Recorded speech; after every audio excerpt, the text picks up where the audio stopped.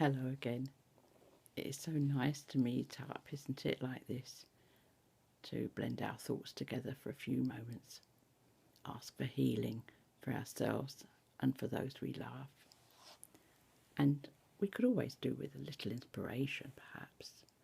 And I would like to say that I was inspired for this prayer by King David, no less, of Israel. Way back, hundreds of years before the birth of Jesus. And in his Psalm number 30, which was for the dedication of a temple, he says, "O Lord my God, I called to you to help, and you healed me." Wow, that was hundreds of years ago.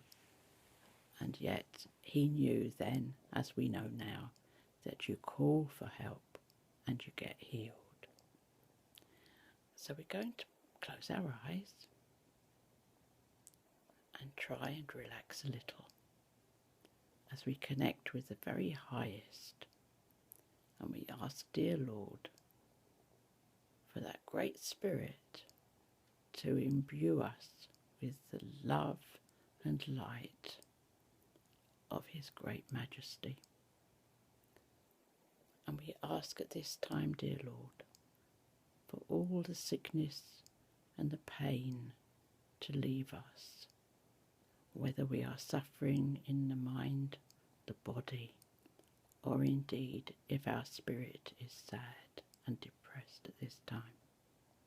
We ask, dear Lord, that you look after our loved ones, especially those who are struggling themselves and may not be able to voice their problems to us. And also, dear Lord, we remember that you told us to love our neighbour, and sometimes it's very difficult, dear Lord, to get on with our neighbours. But we do try, and we ask at this time for our neighbours to be given peace and freedom from pain and worry and all their sufferings. And dear Lord, we bring to you tonight our immediate family and ask you, dear Lord, to bless them with the oil of peacefulness and comfort, to allow them to live their life as they wish, without fear and without too much upset. We ask at this time, dear Lord, moved as we are by the Spirit, to say that tonight we ask especially for someone who is suffering dreadfully with a bad foot. We know that this foot has been troubling them.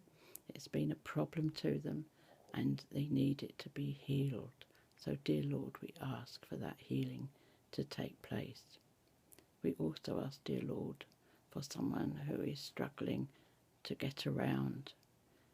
We ask you, dear Lord, to help them so that in their infirmity they may be made stronger. We ask, Lord, for someone who is suffering from severe headaches. We ask you, dear Lord, to take those away. We ask also, dear Lord, for someone with a spinal problem. We ask you to help them. And also, dear Lord, there is somebody who is awaiting an operation on their back. And we ask you, dear Lord, to look after them and guide the surgeon's hand. We ask everything in your name. We also ask for a child who is ill at the moment, and we ask you, dear Lord, to look after them and give them the strength that they need, and their family too. We ask you, Lord, at this time to bless all of us with your great goodness, to know that we can be comforted, that we can be made better, and even when things go really badly wrong, that we can indeed, as David knew, ask and be healed. We say all these things in the name of love and light. We also ask, dear Lord, at this time for those who are bitterly upset and disappointed in their life, that they may find some spark within themselves and have some good fortune come to them, because we know indeed, Lord, that one of the greatest things in life is to have hope. And we ask you, dear Lord, to put hope into their soul so that they may feel better about what is going to happen to them in the future.